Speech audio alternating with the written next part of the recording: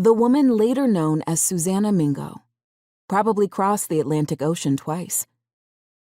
The first time she would have been in her early adolescence, squeezed aboard a Portuguese slaver, crammed below decks with hundreds of others, some of whom spoke her language, most of whom did not. Before her forced march in shackles to the West African shoreline, she might not even have seen the ocean. Trapped in an overcrowded vessel, rolling and roiling with the swell of the sea's unpredictable waves, she would not have known where she was going or what would happen to her.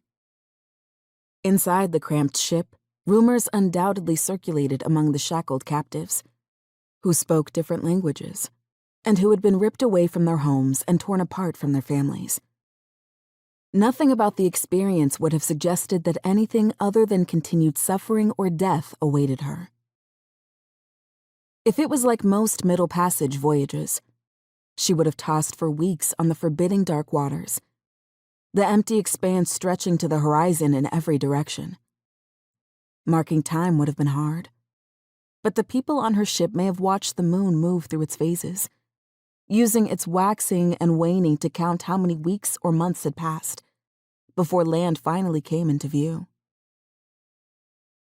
Drawing close to the coast as darkness fell, Susannah might have made out tall palms on the hills above the shoreline.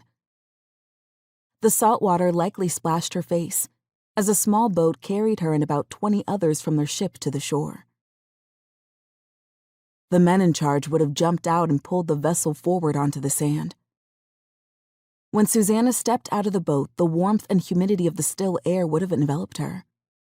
This was Barbados, the place where Susannah would be bound in slavery for the next 2 decades. The second time Susannah Mingo crossed the Atlantic Ocean, she headed east.